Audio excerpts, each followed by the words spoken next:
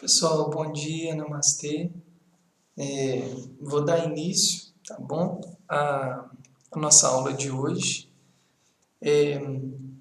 Para quem vem acompanhando, né, as aulas, eu venho já há algumas semanas falando sobre os yamas e os niyamas, né?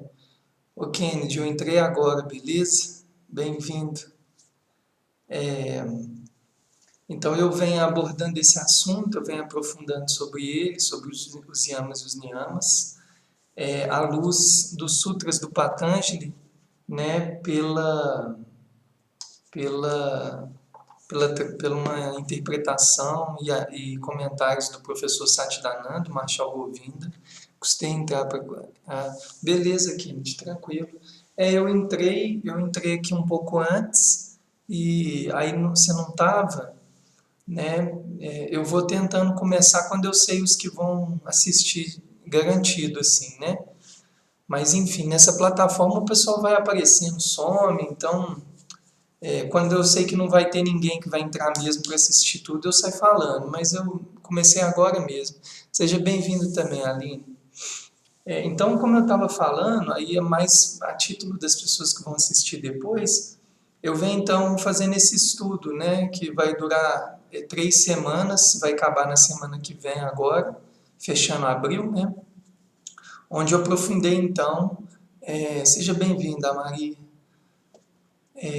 onde eu aprofundei então sobre os yamas e os niyamas, né? O intuito dessas 3 semanas, ou praticamente do mês de abril inteiro, foi trazer uma luz sobre esse assunto, né?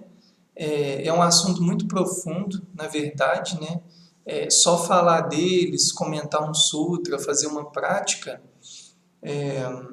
ainda é pouco, né, pessoal? Para realmente, assim, entender no âmago, né? O que é uma rinça, entender no âmago o que é contentamento, sentir isso de verdade, né? Seja bem-vinda, Lorena.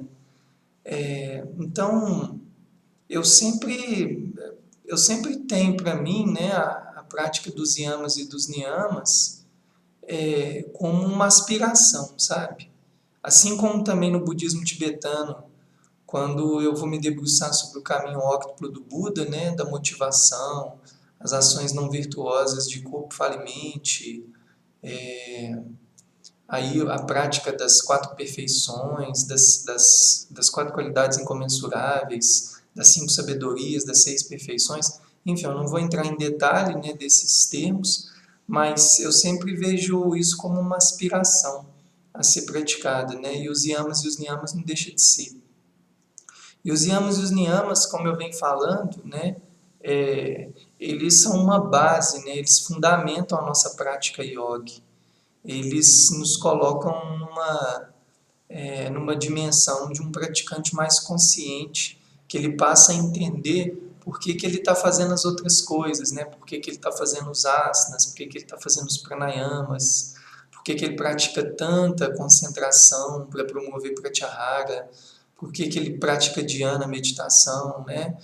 As funções dos samadhis, né? Os samadhis é muito mais do que a gente olhar para eles como um fenômeno a, a se perseguir, né, de uma maneira objetificada por apego a fenômenos e seria um materialismo espiritual. O samadhi, ele na verdade, ele é uma instância onde ele é uma experiência, vamos colocar assim, onde ela de fato vai começando a te reconectar com a sua verdadeira natureza, né? É como se as experiências de samadhi fossem sinapses de recordar o self, né? Então, eu então resolvi, né, pegar essas semanas para isso, para que a gente fique realmente repetindo esses estudos, né? Embora eu não estou repetindo nada, cada vez eu estou falando de um dos yamas e agora já entrei nos niyamas, né? Nas autocondutas, né? Do yoga ou as autoobservâncias, né? Mas na verdade são assuntos que podem ser ficados, pode ser repetidos para a vida, assim, né? Eu poderia terminar essa rodada de Yama e Niyama, abrir uma nova e falar de novo e falar por outros exemplos, é o que muitos mestres sempre estão fazendo, né? Quando eu vou assistir os retiros, né? Ou quando eu vou ver as falas do Satchidananda, ou vou ver os retiros do Lama, ou vejo os livros do Shardo, são três professores, assim, mestres que eu me referencio. É muito comum de ouvi-los falar a mesma coisa novamente, mas porém por ângulos diferentes, né? Então, a importância desse estudo é isso. E quando eu dei essa primeira aula, eu lembro que eu também enfatizei para vocês uma pequena passagem, né, do The Voice of Babaji, onde Babaji colocava, né, que o praticante deveria trabalhar primeiro o seu caráter, para depois trabalhar a devoção e para depois trabalhar o estudo dos ensinamentos, né? E eu discuti bastante isso também, que na nossa cultura a gente costuma fazer o contrário, né? Que a gente costuma debruçar muito mais nos conhecimentos, nos ensinamentos, e depois que a prática vai vindo, né? Porém, existe um perigo aí, né? Que é uma questão de a gente reproduzir uma certa ganância intelectual, e aí a yoga se torna muito mais um deleite no prazer de conhecer, de ter conhecimentos, do que realmente fazer um processo de mudança e prática, né? Uma mudança prática no estilo de vida da pessoa. E entrando hoje no tema especificamente, pessoal, que eu quero trazer, lembra que vocês podem ficar interagindo, fazendo perguntas, fazendo colocações, ok? Enriquece bem, assim, né? Para mim, na verdade, é muito bom, sabe, quando tem troca, porque às vezes eu vou entrando aqui num processo, como é que fala? Num modo perpétuo aqui de falar, falar, falar, falar, e às vezes eu fico pensando se não pode não ficar muito denso, né? E perder uma leveza na hora de passar o ensinamento, né? O tema de hoje é pelo autoestudo, né? Que é Svadhyaya, vem a comunhão com o Deus Guru Self, né? Na verdade, pessoal, no Sutra 2.44, onde está esse verso que vai falar de autoestudo, Svadhyaya, o Patanjali coloca, pelo autoestudo vem a comunhão com a deidade escolhida. Eu não quis colocar assim na chamada, porque as pessoas têm resistências a assuntos ligados a deidades, né? Por que eu coloquei Deus Guru Self? Porque também essa é uma outra maneira de falar pela linguagem dos Siddhas, né? Onde os Siddhas, eles realmente encontram o Deus Guru Self dentro deles próprios. Por isso que eu fiz essa adaptação da chamada, mas o sutra é esse. Hoje, pessoal, eu vou fazer uma coisa diferente. Talvez eu vou depois entrar nesse sutra especificamente em outra aula, mas eu vou tocar nesse assunto de Svadhyaya. Eu vou voltar numa questão aqui nos sutras do Patanjali, porque os niyamas, né, as autoobservâncias, elas, as três últimas, que eu vou começar a partir dessa aula eu comecei ontem, e aí eu vou falar essa de hoje, tem a da semana que vem, os três últimos niyamas, autoobservâncias, são a autodisciplina ou tapas, que eu falei ontem. Se vocês pegarem aí para assistir no Story Vídeo, ele ainda vai estar no ar até 5 horas da tarde. Então eu falei ontem dos tapas, né? Explanei sobre esse assunto. Hoje eu estou falando sobre o autoestudo, né? Que é Svadhyaya, e na segunda-feira eu vou falar sobre Ishvara Pranidhana, entrega ao Senhor. Esses três últimos niyamas, eles também eles são uma base para a prática da Kriya Yoga. Então, por exemplo, lá no Sutra, no primeiro, no Sutra 2.1, que é o primeiro sutra desse capítulo da Sadhanapada.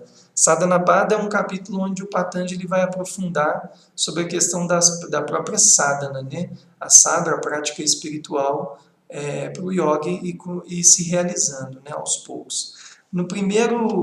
Nesse primeiro sutra, o Patanjali fala assim, ó, prática intensa, que etapas, Autoestudo, que é Svadhyaya, que é o tema de hoje, e devoção ao Senhor constituem a Kriya Yoga, né?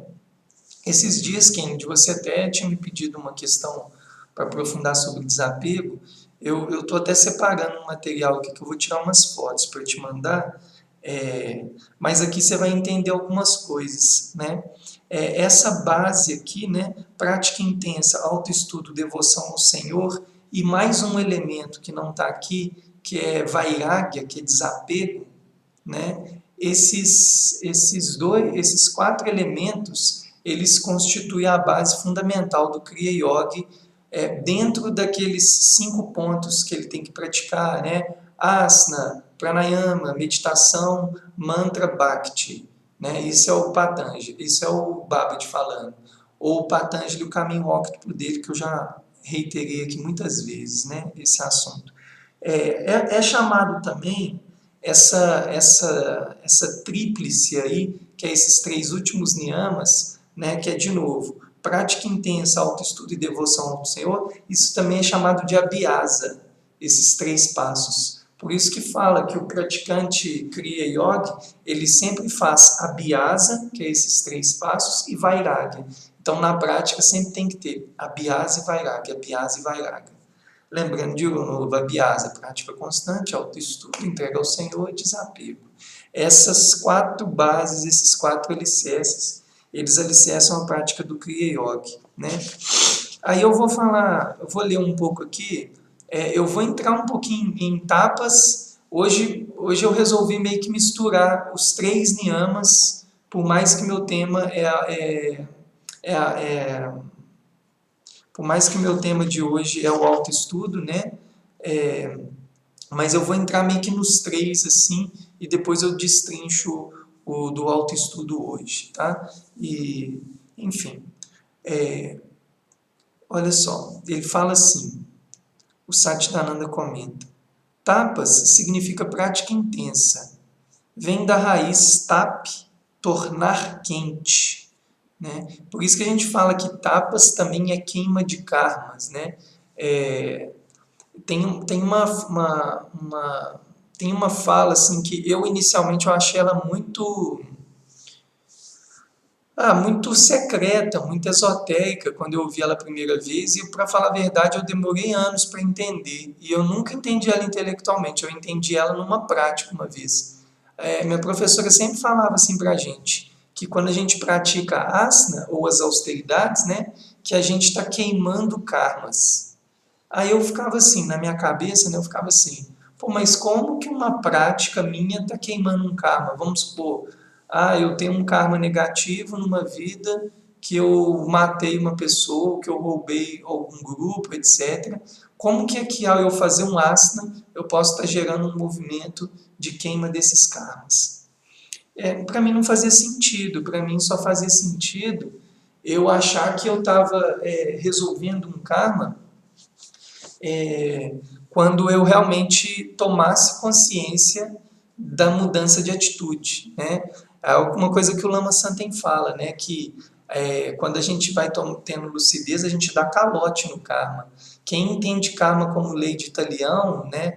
Dente por dente, olho por olho, ou seja, se eu matei eu vou ser morto, se eu roubar eu vou ser roubado, não entendeu muito da lei, não. Isso pode acontecer, mas a partir do momento que você vai tomando consciência dos processos e você modifica as suas ações, não necessariamente as ações passadas vão ter efeito sobre o futuro ou o presente momento, porque na verdade o indivíduo já mudou, né? Ou seja, a ficha já caiu, a pessoa já aprendeu.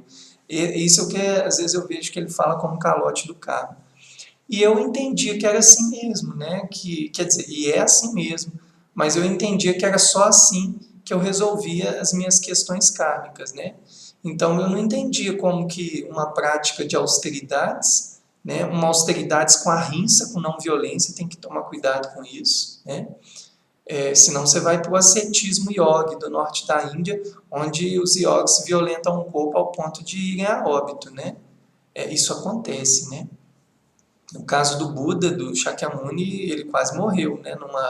Num período que ele dedicou 6 anos a uma prática ascética, né? Com yogis ascetas na Índia. Depois que ele teve toda Dali ele foi galgando outros aprendizados e chegou na conclusão que o caminho era aquele.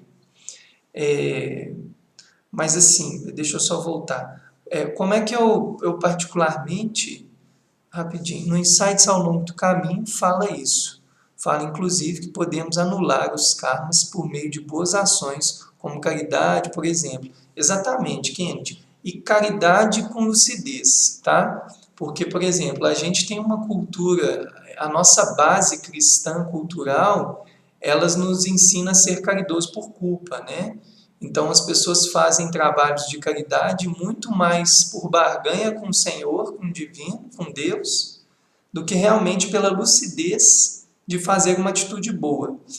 É um debate, né, que um biólogo chamado Richard Dawkins, né, num livro que chama Deus, um Delírio, ele fala muito isso, ele faz essa crítica, né? Ele é um ateu, mas ele faz essa crítica assim: a pessoa quer ser boa para ser bom perante Deus. Não, a pessoa tem que ser boa por ser boa, né?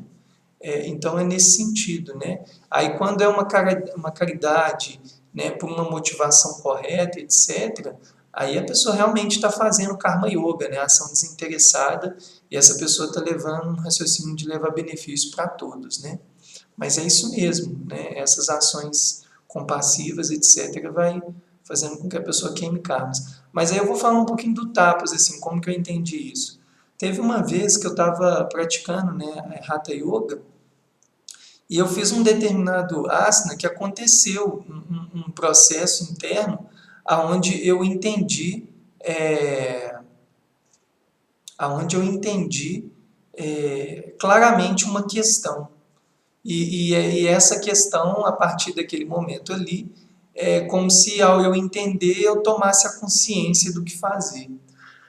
Nesse dia eu entendi por que muitas vezes essa fala de que as austeridades podem ser queimas de karmas, porque elas também liberam níveis, liberam energias bloqueadas no corpo, que vêm de memórias, de experiências passadas, e que esse desbloqueio e tomada de consciência faz com que você agora age de maneira diferente. Eu achei isso interessantíssimo, aí para mim a partir disso fez muito sentido a fala que minha professora sempre falava, como foi colocado aqui, que as posturas elas podem vir a gerar um processo de queima de karmas ou um processo de purificação.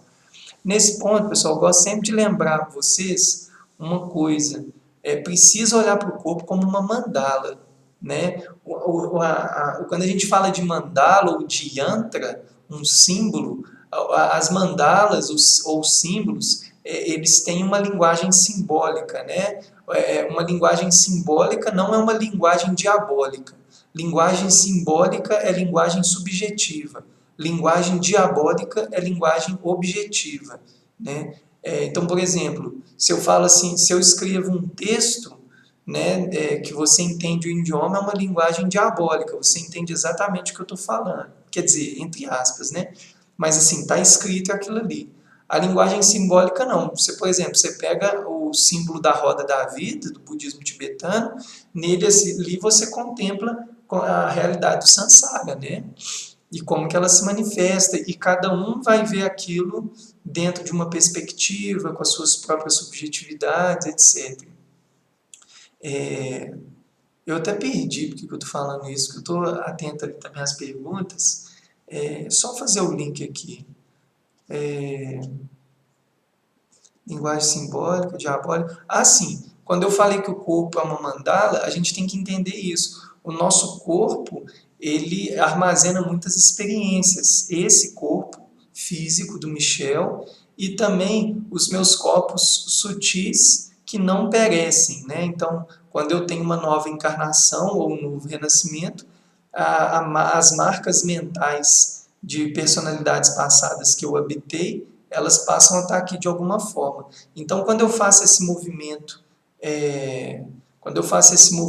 de estar fazendo crias, purificações, Kriya Yoga, purificações, eu vou de alguma maneira entrando em contato com essas energias, né? Então, por isso que é possível a queima de karmas através de austeridades, de tapas, né? Kennedy fala que por culpa, ou então para se vangloriar, né? Como sou caridoso. Existe isso também, né, Kennedy? essa dimensão do ego, da autoimagem, né? Desses jogos mesmo, né? Aí a Aline fala, mas só pensar em ser caridoso para queimar karmas também não seria uma forma de barganha? Se o yogi está com essa motivação, sim, né? Só pensar em ser caridoso para queimar karmas. Aí que está o Aline. O exemplo que você está dando, ele é da mesma natureza que o exemplo que eu dei, eles não são diferentes. A pessoa faz caridade por culpa ou a pessoa faz, aí no caso aí, né? A pessoa faz caridade por queima de... Só um detalhe, eu não falei isso, tá? Isso não é uma fala minha. Para ser caridoso para queimar karmas, né? Embora ser caridoso para queimar karmas é a mesma natureza dessa barganha que eu estou falando. Eu faço atitudes positivas para queimar minha própria culpa. Na verdade, pessoal, esse não é o caminho. O caminho é um caminho de lucidez, né? Vamos, por exemplo, eu vou fazer práticas para queima de karmas porque eu estou entendendo que é importante eu me purificar e que é importante eu me tornar um ser humano melhor. Ou seja, que é importante eu tentar praticar as virtudes, né? E isso vai ter uma consequência positiva para o todo. A minha motivação é a motivação sincera e honesta de se tornar um ser humano cada vez melhor, independente de retornos de ordem material, de ordem social, de ordem de aprovação, de ordem de reconhecimento, de ordem de dinheiro, né? A ideia é isso. Então, é exatamente isso. Se a pessoa for caridosa para queimar karmas, vamos colocar assim, porque isso é possível, né? A pessoa está com uma motivação bastante incorreta, né, Aline? Eu gostei da analogia. E isso acontece, viu? Isso que você está falando. Eu comentei que eu não falei, mas isso acontece mesmo. Isso aí é real. Tá? Isso acontece demais. Então, assim, eu acho que o Buda ele foi muito assertivo quando ele coloca que o primeiro passo do caminho óctavo, né, o nobre caminho óctavo, é motivação. Né? Eu falo que, nossa, se eu entendesse sobre esse ensinamento com algum nível de profundidade que eu consigo alcançar hoje, sobre a motivação em cada ação, quanta coisa eu sei que eu já teria poupado sofrimento para mim e para os outros, né? Nas minhas motivações incorretas, né? E aí, continuando, né, falando dessa coisa da prática intensa, eu praticamente estou dando a aula de ontem, viu, pessoal? Porque eu estou linkando prática intensa com autoestudo e entrega, né? Refere-se qualquer prática intensa ou prolongada que leve à realização do self, que envolve a superação das tendências naturais do corpo, da emoção e da mente. Devido à resistência corporal, emocional ou mental, podem surgir calor ou dor como um efeito colateral. Mas este nunca é o objetivo. Nunca o objetivo da nossa prática gerar calor e dor, né? A prática ela não é feita com esse intuito. Esses dias eu tenho uma pessoa que eu sigo ela no Instagram, um professor de Ashtanga Yoga, eu gosto muito das colocações dele também, que ele fala, né? A pessoa não tem que ficar... Para ela atingir uma performance tal no asana, ela não tem que fazer isso para gerar violência no seu próprio corpo. Esse deve ser um movimento natural e cada um vai chegando nisso dentro da realidade do seu corpo e no seu momento. E não necessariamente que um asana, ele feito lá da maneira mais bonita possível, que uma pessoa, né, acha que não necessariamente aquele corpo vai manifestar aquele asana daquela forma, né? Então, não é ir por esse caminho. Esse é um caminho de competitividade, ou com o próprio corpo, ou com os colegas, né? Não é por aí. Podemos ser proficientes nas escrituras sagradas ou ter muitos atos devocionais. Porém, se não fizermos tapas, os sentidos mente e emoção irão com toda certeza sobrepujar nossa consciência. Pessoal, aqui o Satchitananda está comentando um negócio que gera bastante conflitos assim, de pontos de vista dentro da yoga. ok? Ele está falando um lance é o seguinte, que ele está falando que só na prática da Jnana Yoga, da erudição ou da devoção, se não tiver etapas, a gente não consegue sobrepujar essa nossa natureza inferior da mente, das emoções, que mantém a gente identificado com essas coisas e fazendo com que a gente não reconheça a nossa verdadeira natureza. Em outras palavras, o Satchidananda está comentando assim, que se não tiver tapas também, austeridades, a gente não consegue alcançar. Eu para falar a verdade, eu não falaria que eu concordo completamente, assim, no sentido assim, eu não colocaria o meu na reta nessa história, não. Mas eu vou falar por que eu fico numa posição neutra, assim, diante dessa fala, porque ela para mim também faz muito sentido, né? Vou dar um exemplo pessoal, assim. Eu tenho uma propensão mais a Raja Yoga, meditação, tá? Mas eu noto que, falando aqui bem na linguagem yógica, né, de tamas e de rajas, né, tamas, inércia, depressão, ficar parado, a Lindsay entrou, seria o aspecto yin da medicina chinesa, Lindsay. E rajas, o aspecto yang, né, ou o aspecto do movimento, etc. Eu falo por mim assim, por exemplo, como eu sempre tive mais uma tendência a yin, e, por exemplo, os meus adoecimentos psíquicos, eles me levam a padrões de depressão, de angústia, tristeza, essas coisas. Eu já notei o quanto que se eu ficar só parado praticando a parte mais intelectual, Jnana Yoga ou a meditação, a Raja Yoga, etc., eu noto o quanto que muitas vezes eu não consigo reverter o polo energético. E quando eu começo a fazer, no caso eu pratico mais a Hatha, né? Mas, por exemplo, se eu começo a caminhar, ou se eu começo a fazer Hatha Yoga, ou se eu começo a mover muito meu corpo, sei lá, capinar alguma coisa no jardim, etc., eu noto que aquilo ali me endireita a minha energia e, consequentemente, me ajuda nessas práticas mais sutis.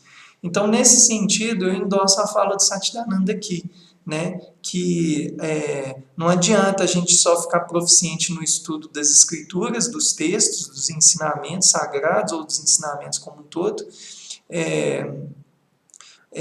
ou ter muitos atos devocionais da entrega, mas se a gente não pratica tapas. É por isso que quando é colocado assim, que o Kriya Yoga, ele pratica Abhyasa e Vairagya, Abhyasa, né? A Abhyasa vai desde tapas, austeridades, autoestudo e devoção, e Vairagya, desapego. Quando ele alicerça toda a prática dele nesses 4 pilares, aí sim ele consegue praticar Hatha Yoga, ele consegue praticar Yama, Niyama, Asana, Pranayama, Dharana, Dhyana, Samadhi, ele consegue fazer todo o caminho, né? Eu penso de uma maneira muito simples, pessoal. A yoga, eu sempre vi ela como uma ciência autopersuasiva. Você se torna um laboratório de pesquisa, né? Você se coloca... É uma ciência que, além de ter as teorias, as hipóteses ali, que são as prescrições dos textos sagrados e dos mestres, você tem o seu corpo para testar. Cabe a você testar, né, e ver se aquele pranayama funciona, se aquela meditação funciona. Não tem que acreditar em nada, né? Tem que vivenciar e tirar suas próprias conclusões. Agora, uma coisa eu falo, se não tem, pessoal, paciência e perseverança na prática, você não dá tempo para florescer os entendimentos. Hoje, o Lindsay, Pablo, que chegou depois, eu falei uma coisa aqui para Maria, para a Aline, para o Kendi, e para quem estava, né? Para mim é difícil saber quem está e quem está online, quer dizer, não dá, né? Eu falei para eles, por exemplo, né, que para mim, eu não entendi uma fala que falava que asanas queimava karmas, né? Aí eu fui explicando que depois de um tempo, com algumas vivências, que eu comecei a ter uma luz de compreender o porquê disso, né? Agora, tem uma coisa interessante que envolve no aspecto que eu vou entrar indo um pouquinho depois, que é a da devoção, Shivara Pranidhana. Eu estou meio que misturando os 3 niyamas finais, assim, porque eu achei essa parte do texto legal. Depois eu volto só em autoestudo, que é o tema de hoje, né? Tem uma coisa que eu acho muito interessante, onde eu vi isso sendo falado de uma maneira muito clara foi na Bhagavad Gita, quando Krishna sempre fala para Arjuna para que ele faça suas ações com uma entrega ao Senhor, uma entrega ao divino. Eu vejo que é muito assim, sabe, pessoal? É muito quando a gente termina a nossa prática e a gente em oração, em Vanekon, a gente de verdade pega essa alquimia da prática meditativa ou dos ensinamentos recebidos e a gente doa para alguém, sabe? Que a gente percebe que está precisando, ou, por exemplo, esse contexto que a gente vive, político, histórico, econômico, de pandemia, qualquer coisa, pegar a sua prática e doar, né? O Dalai Lama, ele fala uma coisa muito bonita a esse respeito, que ele fala assim também, uma prática que ela não tem como fim a compaixão, ela não frutifica, né? Ela não floresce, né? Porque ela é uma prática autocentrada, né? Então eu penso, pessoal, isso aí os yogis falam muito isso, né? O pessoal na Kriya Yoga fala muito isso, que a gente existe muitos ativismos, né? Vamos deixar isso bem claro. A pessoa que faz ativismos muito na matéria e questiona que um religioso não faz nenhum tipo de uma pessoa que faz práticas espirituais não faz ativismo, é um preconceito. É a mesma coisa que a pessoa também que está só na prática, né, só entre aspas, na prática espiritual e fala para um ativista que é de ordem mais prática, né, no mundo ali com as ações e tal, falar que aquilo também não vai dar em nada, não é por aí, né, pessoal? Eu acho que a gente tem que entender que existem muitas blusas, cada um serve uma blusa diferente. O importante é cada um começar a ser parte da solução e não do problema do mundo. Então tem muitas formas de ativismo, né? Escrever coisas é formas de ativismo, vai abrindo a cabeça das pessoas, né? Vai ampliando a consciência das pessoas, consequentemente vai mudando as ações das pessoas. Eu acho que cada um tem que encontrar a sua forma de ativismo, né?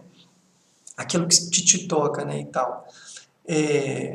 Ô, gente, tem hora que eu dou umas viajadas aqui que eu nem sei porque que eu tô falando, sabe? Foi mal, eu perdi completamente, assim. Tem a ver com autoestudo, tem a ver com devoção. Ah, não, lembrei do Dalai Lama, devoção ao Senhor. Então, assim, quando o Dalai Lama fala desse ponto de vista, né, que a nossa prática, se ela está sempre muito autocentrada, ela não floresce, é que eu vejo claramente assim, a sadhana do praticante, aquela pessoa que acorda ali todo dia, faz seus asanas, faz seu pranayama ou meditação, ou o que for que seja, faz seu tai chi, faz sua meditação guiada e tal, e quando aquela pessoa sente aquela coisinha, né, bacana e entra em contato com uma dimensão muito profunda, né, ou até mesmo com a dimensão da sombra, sabe? No sentido assim de ter a coragem de olhar para o pré-sal da consciência, né, e tal. Quando o indivíduo faz esse movimento e ele doa isso, eu entendo, aí eu não vou entrar com especificidades aqui para explicar isso, mas eu entendo com todos os estudos que a gente já tem, né, de não localidade quântica, de perceber que existem manifestações da mente para além do cérebro e tal, que essa pessoa ela impacta de alguma forma o seu entorno, né? Então é muito importante a gente entender a sadhana, como Krishna fala para Arjuna, esse que é o link que eu não estava lembrando, que é uma prática de a gente pegar toda a nossa prática e devotá-la, entregá-la, né, para o todo. Para mim, ir para a prática com essa consciência sempre foi uma forma como se eu tivesse igual um católico que vai fazer as suas orações, né, para doar para todo mundo. Eu sempre entendi que eu sentar ali para fazer minhas práticas é uma forma de eu me colocar como instrumento também de energias maiores, né? Ou do meu próprio self, ou do meu próprio divino, ou de Deus, se vocês quiserem entender assim, né? Aí, pessoal, entrando em autoestudo, que é o tema da live de hoje, né? O autoestudo, Svadhyaya, né? Não se refere ao mero estudo das escrituras, mas também à observação do próprio comportamento e também à psicodinâmica da mente. Eu vou mais um pouco. Isso pode materializar-se no registro de experiências num diário que nos permite transformar o que era experiência subjetiva em experiência objetiva. O que é interessante de Svadhyaya é quando eu sempre falo muito com vocês, falo com meus alunos, né, que é importante a gente ter os nossos diários de prática, né, ou os nossos cadernos de meditação. Eu aqui pessoal, no De Volta à Natureza, eu sempre incentivo pacientes e alunos de yoga a ter, se a pessoa é paciente de psicoterapia ou terapia integrativa, eu sempre recomendo ela ter o caderno de terapia e do caderno de meditação separado. E os praticantes de yoga, né, os alunos, eu sempre falo, tem o seu caderno de meditação.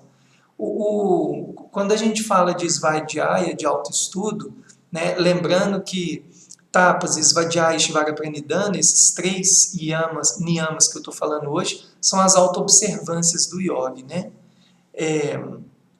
Quando eu falo de autoestudo,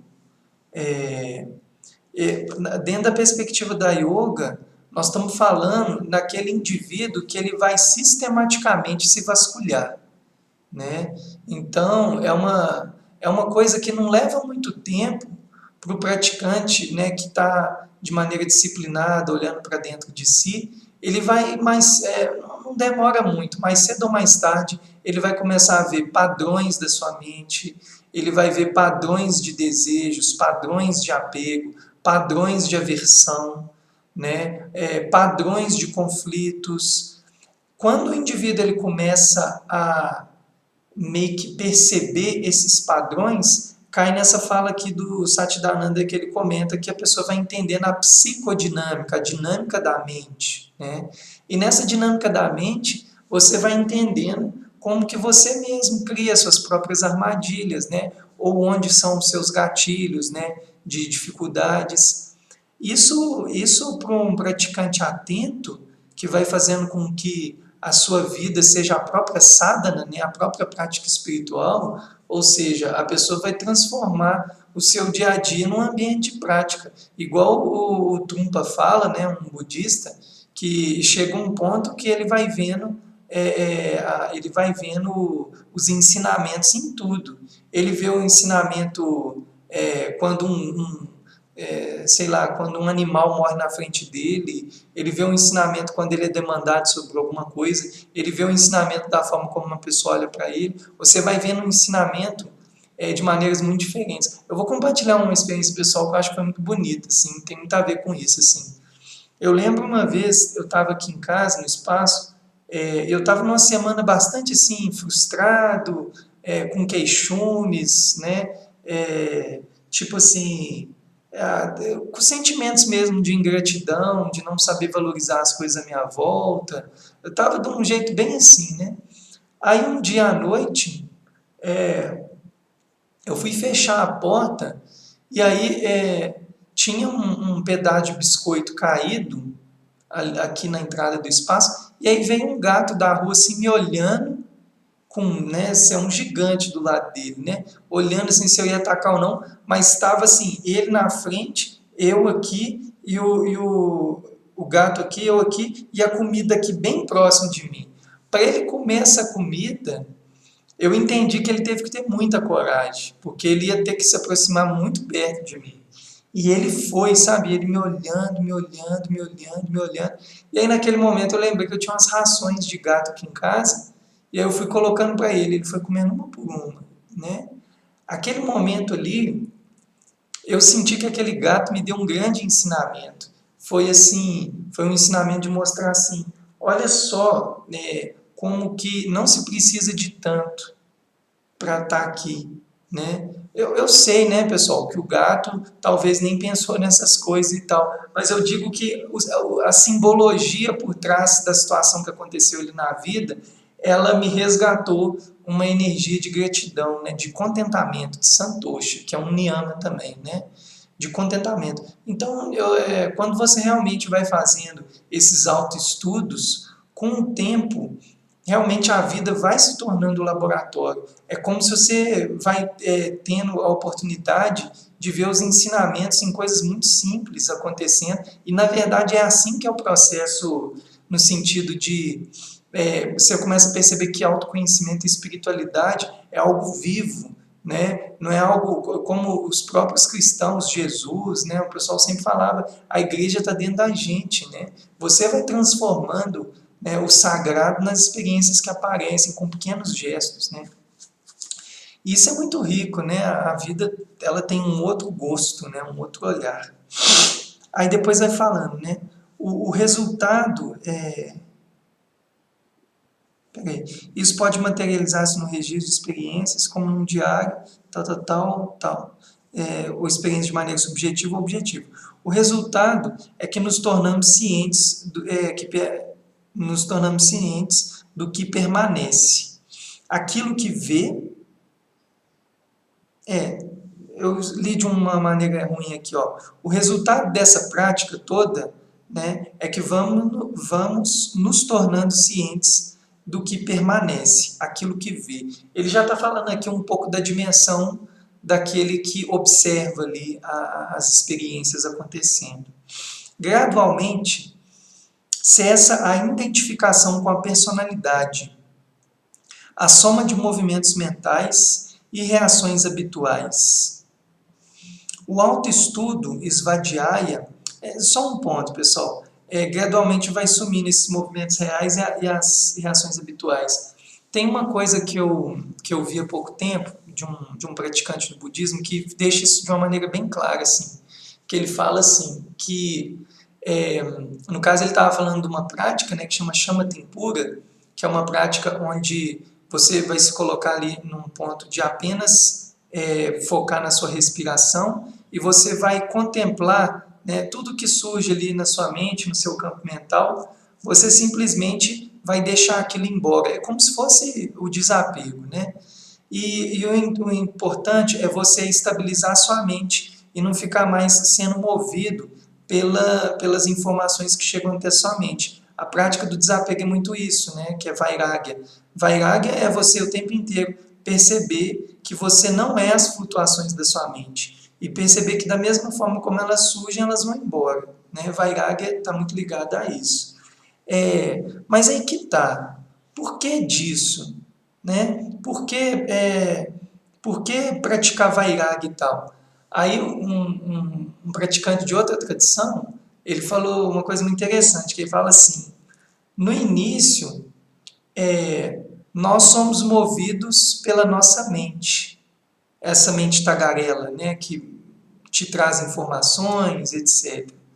E você se confunde com essa mente através dos seus sentidos. Por exemplo, eu olho para as coisas o tempo inteiro, eu estou reiterando ou reificando que o Michel está olhando para o celular, o Michel está pensando nisso, o Michel, barará, o tempo inteiro os sentidos, eles ficam reafirmando que você está tendo aquela experiência e que sua mente é aquilo ali, né?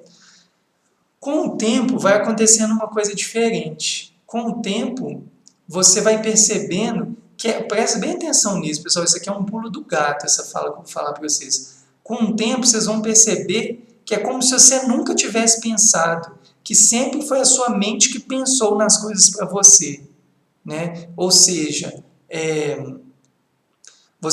como se você vai caindo na real, que é como se a vida inteira o Michel ou você foi marionete das suas experiências sensoriais e dessa mente que ficava falando isso é isso, isso é isso, isso é isso, isso é aquilo, isso é aquilo.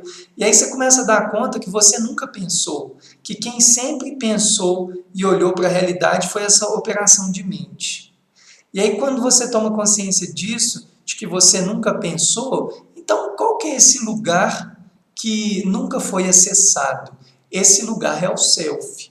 Esse é o lugar que no budismo você vai começar a falar que é começar a operar a mente de um lugar da vacuidade, da verdadeira natureza da mente, e os yogis aqui vão começar a falar que seria esse observador imparcial, impessoal, né? Essa conversa, ela abre várias questões, tá, pessoal? Que a gente precisa entender aqui da adequacidade do relacionamento entre o ego e a autoimagem com a nossa verdadeira natureza. Porque quando isso é interpretado de uma maneira equivocada, tem pessoas que começam a pensar assim, ah, então vamos demonizar o ego, a autoimagem, ele não serve para nada, etc, etc. Não, ele serve. Ele tem a sua função aqui, a gente tem um corpo, a gente tem uma vida biológica. Mas é importante entender essas duas dimensões, como entender que numa, quem opera você de achar que as coisas são verdades é uma operação de mente, e na outra instância você tem a capacidade talvez de ver a sua verdadeira natureza e a verdadeira experiência das coisas. Eu vou exemplificar dessa diferença com um exemplo, por exemplo, de um desejo, ok? Por exemplo, você passa na cozinha da sua casa, você não está com fome, você só foi no filtro para pegar um copo d'água, ok? Só acontece que ao abrir o armário, essa é uma experiência minha, viu, pessoal? Que para mim ela é muito clara, assim. Ao abrir o armário, você se depara, além do copo, você se depara com um potinho de uva passa. De repente, ao olhar para a uva passa, você começa a salivar e ter vontade de comer uva passa. Só acontece, como eu falei antes, você não estava com vontade. Ou seja, diante de olhar para a uva passa, diante de olhar para a uva passa, nasceu uma experiência aonde a sua mente, com memória, com experiências antigas, outroras, você fez uma correlação com aquela experiência, suscitou memórias, dessas memórias suscitou vontades que a sua mente criou na hora e criou aquilo como real. Isso é a nossa mente nos tornando marionete dela. Ela vai te colocando em instâncias que na verdade não era o que você estava querendo fazer, não era a proposta. Ou seja, a sua mente, por isso que ela vai te tornando como uma marionete, ela vai te regendo. E aí por isso que você vai entendendo aquela fala que eu falei, não é você que está pensando, é a sua mente que está pensando por você, é a sua mente que está te governando, ok? Agora, nesse dia, eu abri o armário, olhei para a uva passa e eu fiz aquela pergunta que a gente pratica muito na yoga para praticar desapego. Quem é que está querendo comer uva passa? E de repente, quando eu falo assim, quem é como se eu desse um pulo para trás e olhasse desse lugar para a minha mente operando em querer uva passa pelas suas experiências e memórias, né? E não por um lugar intrínseco. E aí eu notei que esse lugar do observador aqui só foi ali para tomar água, né? Ou seja, não era aquela experiência. Aí você pode até falar, Michel, mas não foi também a própria mente que fez você querer tomar água, etc. Aí, pessoal, o ponto que eu queria colocar aqui é o seguinte, pode também ter sido, mas ali pode ser uma memória mesmo a nível biológico que te faz um movimento de buscar aquela água, mas não necessariamente que teve essa intrusão do processo mental no sentido de te tornar uma marionete. Mas mesmo que tivesse acontecido, mas a água também é você operando com a mente te tornando marionete. Mas só o fato de você dar o passo para trás e observar, você agora passa a tomar a escolha de um lugar que não é o lugar dessa sua mente te colocando como uma marionete. Isso, independente se foi o self ou não, isso te coloca num lugar de mais protagonista da sua história. Esse que é o ponto, sabe, pessoal? Então, essas práticas, elas naturalmente vai condicionando uma lucidez maior diante dessas coisas que ficam gravitando ali na nossa mente, né? Gradualmente, essa identificação com a personalidade, a soma dos movimentos mentais e as reações habituais. Foi essa parte que eu tinha parado, né? É isso mesmo. O autoestudo, Svadhyaya, traz discriminação e autodomínio. Olha só, tem um pouco a ver com o que eu falei, né? Discriminar, um autodomínio, quem é que está pensando, quem é que está me regendo, né? Siddhas, como Patanjali, aspiram não simplesmente à transcendência, mas também à transformação da natureza humana inferior. A natureza humana inferior, você pode entender como essa natureza é regida pela mente, pelo ego, pela autoimagem, não pelo self, né? Não há espada, olha, essa fala é muito legal, olha só, pessoal. Não há espada mais afiada do que um diário espiritual para detectar o grande ladrão, ou a mente que roubou a pérola do self. Eu acho essa fala fantástica. Eu vou até ler de novo. Não há espada mais afiada do que um diário espiritual em Svadhyaya, autoestudo, que você vai analisando seus padrões para detectar esse grande ladrão ou mente que rouba a sua experiência do self. Ô, pessoal, esse pequeno exemplo que eu estou dando para vocês da uva passa, ele é um exemplo de mostrar o quanto a gente opera na mente através do ego e da autoimagem, a gente não opera no self, né? Se a gente for ampliar isso a nível de cotidiano, né, das nossas experiências no dia a dia, a gente vai percebendo o quanto que a nossa mente é robotizada, né, o quanto que a nossa mente está o tempo inteiro criando histórias por trás de histórias, vontades, necessidades, desejos, apego, aspirações, vai criando um mundo de coisa que coloca a gente num curto-circuito de operações sem fim, né? E sempre numa perspectiva da mente inferior, no ego e na autoimagem, e a gente nunca dá esse passozinho para trás e olha, né, pelo olhar do lugar da vacuidade, ou pelo olhar do self, ou da verdadeira natureza da mente. Por isso que Satyananda aqui comenta, né, que o grande ladrão, né, que roubou as pérolas do seu self, são essas operações mentais, né, que fazem com que você não veja a coisa por esse olhar do self. O self, pessoal, eu gosto muito também quando muitos mestres falam assim, né, que as pessoas acham na caminhada espiritual que a iluminação, né, além de achar que a iluminação é um fenômeno, é um evento, né, nossa, no dia que eu iluminar, vai vir uma luz dourada do universo batendo no meu Sahasrara Chakra e eu vou me expandir e tudo vai mudar da noite para o dia. Pessoal, não é nada disso, né? Pelo que os grandes mestres falam, explicam, né? Não é essa a questão. Esse processo que a gente chama de iluminação é um processo que vai acontecendo muito gradativo, aonde você, aos poucos, vai tomando consciência desse lugar do self e não ser regido por esse lugar do ego e da autoimagem, né? Isso vai acontecendo conforme o indivíduo vai amadurecendo, o indivíduo vai entendendo, né, os seus conflitos, os seus apegos, os seus desejos, os seus sanskaras, as marcas mentais, né, que a gente acessa olhando para as nossas sombras, e todo esse movimento gradativo de fazer asanas, né, de fazer pranayamas, de fazer meditações, vai aos poucos te redimensionando ou mudando. Eu sempre gosto dessa analogia também. Vai mudando o foco do olhar, né, o foco da lente ali. Você vai vendo as coisas cada vez por uma visão mais do self que do ego. E aí, aos poucos, vai nascendo mesmo essa mente, vamos colocar assim, iluminada, né? Que ela, na verdade, ela passa a cada vez mais olhar para as experiências na sua verdadeira forma. E na sua verdadeira forma, vai morrendo, né, a dualidade, vai morrendo o olhar do desejo, do apego, o olhar da aversão, vai olhando para a coisa como ela é. Desse lugar, pessoal, nasce compaixão, que é o que o Dalai Lama mais fala, que é o que empurra as nuvens que nos nublam de ver a nossa verdadeira natureza, né? Esses venenozinhos mentais que vai gerando essas fumaças todas, que é o apego, o desejo, a raiva, a ganância, o ódio, etc. Quem realmente vai empurrando isso é a compaixão. E a compaixão, ela tem essa capacidade de atravessar todos os obstáculos, né, que aparecem na nossa frente.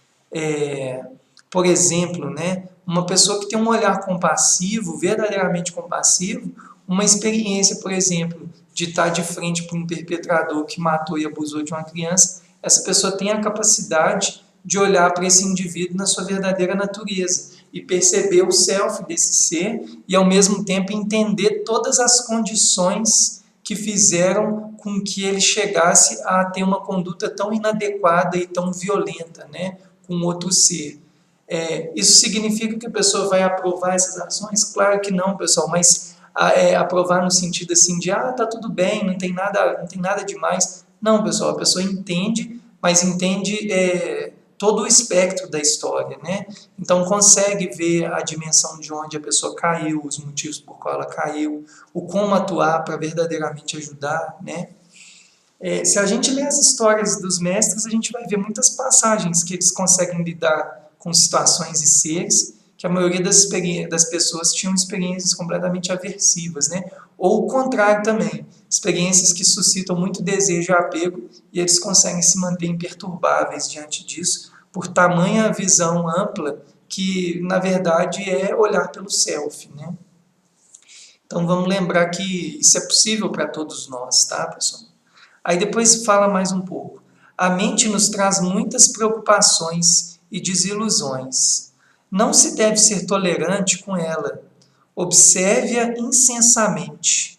Registrar em um diário espiritual observações sobre si mesmo facilita esse processo e é uma oportunidade para corrigir as nossas faltas cotidianas. Também nos traz consolo e inspiração. Essa fala aqui do Satchidananda, né, de não se deve tolerar, né, com ela, observe incessantemente, ele está falando num sentido assim, que eu interpreto, né, na verdade. Ele fala para mim num aspecto assim, o tolerar é no sentido assim, você está praticando, entende? Você tem como meta fazer com que você não seja levado por essas identificações do ego, da autoimagem, que faz com que você realmente não olhe, faz com que você realmente não consiga operar pelo um olhar lúcido do self. E a sua mente vai te governando. Então, quando a gente está ali fazendo as nossas práticas, né, os nossos tapas, os nossos autoestudos, a gente está ali como uma espada mesmo, a gente vai cortar aquele hábito, né? É nesse sentido de não tolerar, você está indo ali para vencer aquelas dificuldades, né? Ô pessoal, eu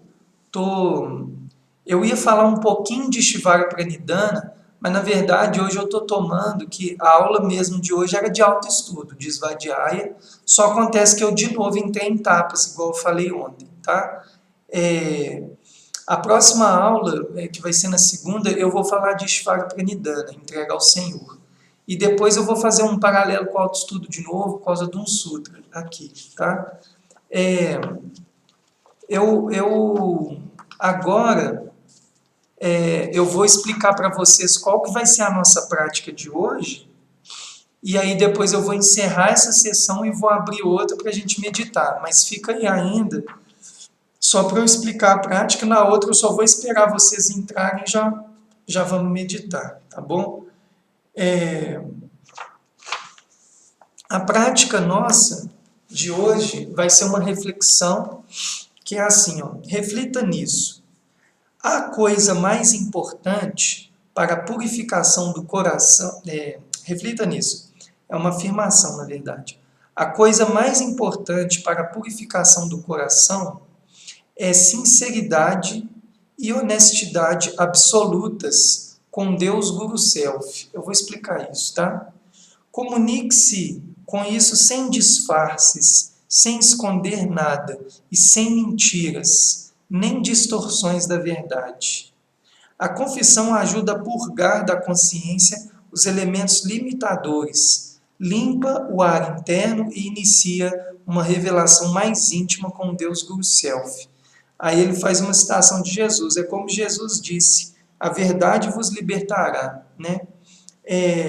Eu vou fazer uma explicação disso, só um minutinho, pessoal. Eu estou vendo aqui um outro ponto que talvez vai acrescentar.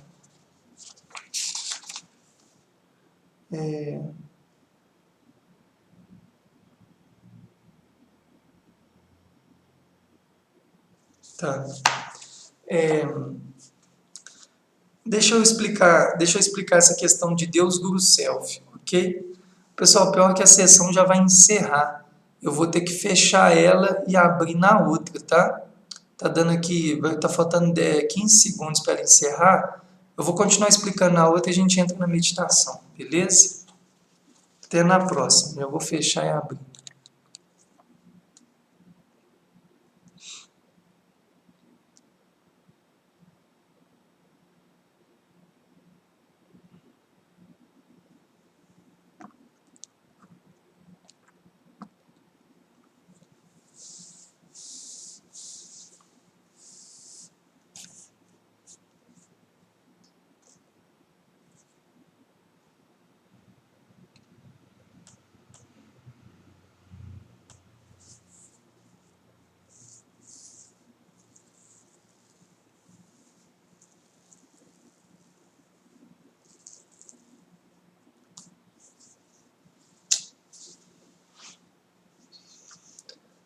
Esperar só uns segundinhos aqui, viu, pessoal? A Aline já entrou, Pablo, acho que o Kennedy, né?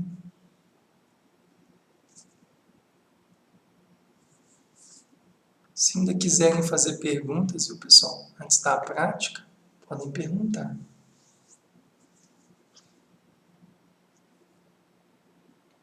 Kennedy entrou.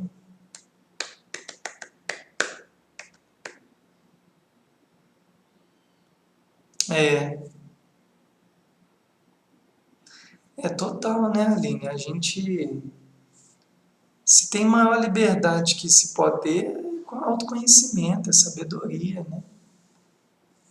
O Charles Dutu, Aline, ele fala uma coisa muito, assim, muito clara, né? Tudo começa a partir da operação da mente ou da visão, né? É a verdade da verdadeira natureza, né? Charles Dutu sempre lembra isso, tudo é da visão. Pessoal, compartilhando um lance aqui com vocês. Enquanto. Ô, Bruno, achei que o Bruno tinha saído. Vamos ficar então para a gente praticar. Ô, Rafa, seja bem-vindo. A gente vai fazer uma meditação, se você quiser ver. Rafa é um grande músico, amigo meu. Ô, Aline, como eu estava falando, como eu estava falando, né, do Chagdo, e é uma experiência que eu vejo muito no consultório, sabe? Às vezes você vê as pessoas com muitos conflitos, né, na vida pessoal, conjugal, espiritual, o que for que seja, em todo o espectro da vida. E uma coisa que pega muito, que eu percebo, é não conseguir mudar a visão, né? Então, por exemplo, a pessoa está passando por uma crise, né, por exemplo, no campo profissional, se ela não consegue abrir na mente dela outras possibilidades de visão, ela não consegue, consequentemente, mover a partir disso. Por isso que o Charles Dutuc sempre fala, né, a coisa acontece no nível de mente, pensamento, visão, né, fala, ação. Né? A ação é como se fosse um subproduto do pensamento que aconteceu lá atrás. Então, quando esse trecho do Deus Guru Self, que o Satchidananda faz um paralelo até com Jesus, né, da questão da verdade vos libertará, é naquele sentido de quanto mais entra a dimensão do self, né, do indivíduo, ele realmente reconhecer ali a verdadeira natureza dele, a partir disso ele vai tendo sabedoria. Eu fico vendo nesse contexto que a gente está passando da pandemia, né, a maior segurança que a gente tem é a lucidez, né? De saber lidar, de saber o que fazer se as coisas piorarem, quais possibilidades ainda nos restam, né?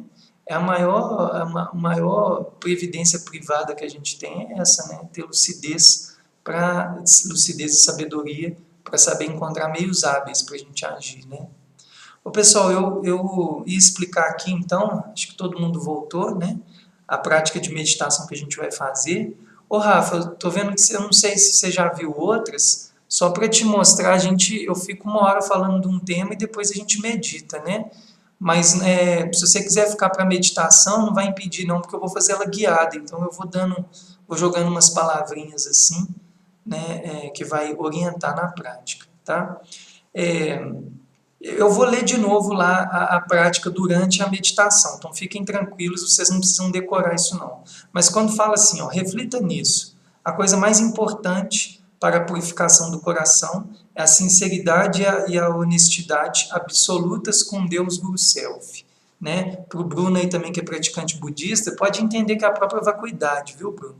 Quando os yogis vão falar sobre Brahma, eles estão falando da natureza intrínseca da mente. Quando fala Deus Guru Self, pessoal, é essa visão dos Siddhas, né? De realmente encontrar o aspecto divino dentro de si. Então, por isso que eles usam, né, Deus Guru Self e olhar para esse lugar. Então, é essa conversa íntima e sincera com você mesmo. Esse é um exercício que eu indico ele sempre muito, sabe? Quando você sentir que as coisas não estão legal, que você não está encontrando muita luz para tentar entender algumas questões, faz umas respirações profundas, dá uma baixada na bola da mente e olha lá para dentro com muita sinceridade, né, com muita coragem, a gente vai encontrando muitas respostas, né? E aí depois fala, né, comunique-se com isso, sem disfarce, sem esconder nada, sem mentiras, sem distorção da verdade. Olha para dentro de verdade, comunica. E aí, o que que é? O que está rolando, né? A confissão ajuda a purgar da consciência os elementos limitadores e limpa o ar interno e inicia uma relação mais íntima com Deus do self, né? É tipo assim, a gente vai realmente tirando, né, essas camadas das armadilhas que o nosso ego e a nossa autoimagem cria. Por isso que é muito importante, pessoal, hoje eu estou delongando, né, mas por isso que é muito importante esse exercício de a gente sempre aprender a se colocar nesse observador diante das nossas confusões mentais, para que a gente tente ver de um lugar mais límpido e possa enxergar possibilidades, né? Então, pessoal, vamos, cada um a seu tempo, vamos encontrando uma posição confortável, pode sentando, ou na sua poltrona, ou você estiver com um tapetinho de yoga, estiver sentado no chão, ou apoiado na cadeira se alguém tiver algum problema de coluna. Eu vou guiar. Esses dias eu estou fazendo as meditações guiadas para ajudar mais. E vocês vão praticando através da guiança dela. Vá tomando contato com a respiração. Vai tomando contato com a respiração profunda. Fechando os olhos. Relaxando o corpo.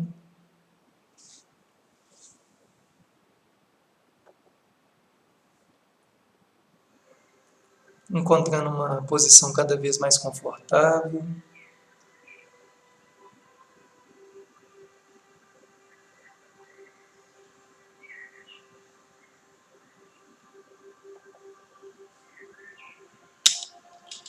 Então, nesses primeiros minutos, cada um a seu tempo, pode fazer respirações lentas, longas e profundas pelas narinas, nunca pela boca, sem reter.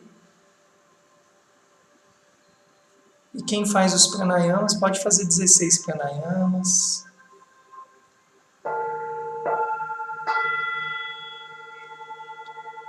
Om Kriya Bhavajina Om